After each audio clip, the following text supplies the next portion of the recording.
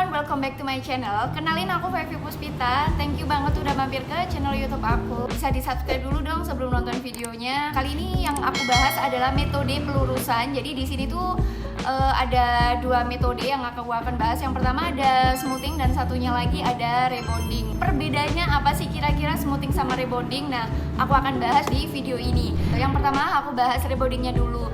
Nah, rebonding ini adalah metode pelurusan yang udah dikenal banyak orang. Pertama kali pelurusan dikenal adalah rebonding. Jadi rebonding dulu itu yang dia pakai papan. Nah, kira-kira di sini ada nggak yang pernah ngalamin pelurusan yang pakai papan? Dan kalian pasti tahu lah gimana menyiksanya melakukan pelurusan zaman dulu. Jadi benar-benar itu tuh pelurusannya harus ditahan pakai papan. Itu aku tahu informasinya, tapi aku waktu itu nggak sempet yang nyobain dulu karena aku kayak masih mikir prosesnya, panjangnya proses untuk melakukan rebonding papan itu tadi.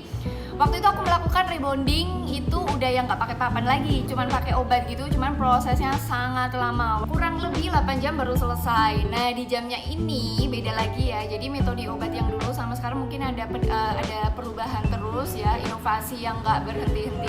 Jadi kayak gitu ya cerita singkatnya mengenai rebonding.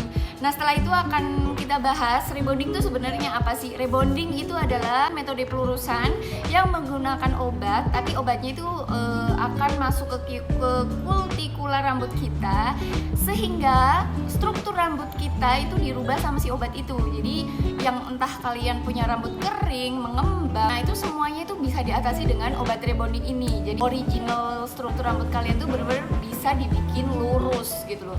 Nggak peduli rambut kalian itu strukturnya kayak gimana. Jadi selanjutnya bahas smoothingnya. Nah, smoothing itu adalah metode pelurusan yang dia menggunakan obat yang mengandung protein. Fungsinya sama kayak rebonding, meluruskan rambut, tapi bedanya adalah dia nggak merubah struktur asli rambut kalian. Jadi dia dibikin lurus, terus lurusnya itu ya yang lurus alami, jadi nggak yang lurus kaku kayak rebonding.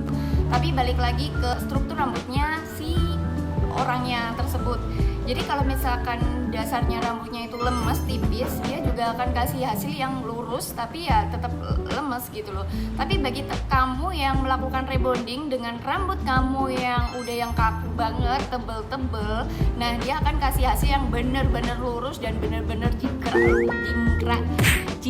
Pengalaman aku setelah habis rebonding, rambut yang tumbuh itu biasanya strukturnya menurut aku lebih kayak nggak aturan dibandingkan smoothing. Lama tidaknya itu juga dipengaruhi sama kondisi rambut kita.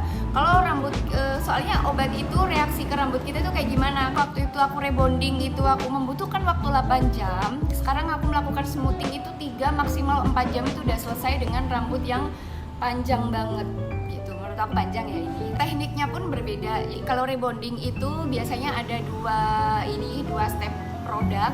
Jadi pertama yang diolesin itu adalah obat pelurusannya. Terus yang kedua itu netralnya. Jadi bikin yang rambut tadi pelurusan, dia kayak kondisinya lagi stres gitu, habis diolesi rambut yang step pertama, habis itu baru di netral sama si obat kedua. Nah, kalau smoothing itu dia obat yang dipakai juga beda. Obat pelurusan yang pertama itu nanti ada step keduanya buat dia kayak dilurusin lagi gini. Step yang ketiganya itu baru nanti dia akan dikasih netralnya itu tadi, obat penetralnya itu. Nah, stepnya hampir sama, cuman kayak di penanganan di step pertamanya itu beda. Kalau smoothing itu cenderung lebih mahal dibandingkan rebonding. Harganya sendiri pun nggak bisa dipatok berapa karena panjang pendeknya rambut itu sangat berpengaruh sama patokan harganya. Terus selanjutnya kita bahas daya tahannya. Nah, daya tahannya ini biasanya kalau rebonding itu cenderung lebih lama karena dia benar-benar pelurusan yang benar-benar pelurusan banget ya. Gimana itu pelurusan tapi pelurusan banget. Jadi ini metode pelurusan yang benar-benar merubah struktur rambut. Jadi untuk ketahanannya juga lebih tahanan si rebonding daripada smoothing. Rebonding ini biasanya ketahanannya itu 8 sampai 1 tahunan gitu, tergantung perawatan rambut kalian kayak gimana.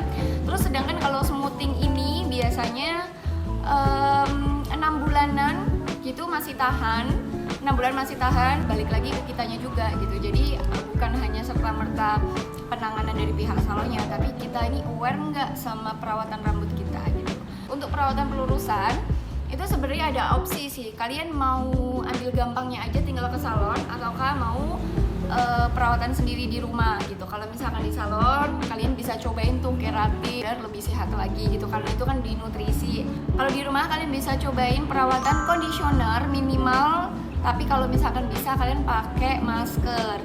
Nah, kalau masker ini memang benar-benar dianjurin terutama untuk di ujung rambut, karena ujung rambut ini adalah rambut kita yang paling tua. Jadi dia cenderung lebih rapuh dibandingkan yang bagian atas. Kalian bisa tambahin informasi yang udah aku sampaikan atau bisa kasih pertanyaan juga di kolom komentar.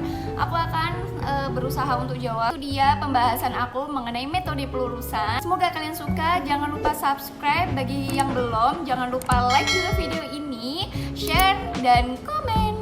Thank you banget udah ngikutin aku sampai akhir video dan sampai ketemu di video berikutnya. Bye.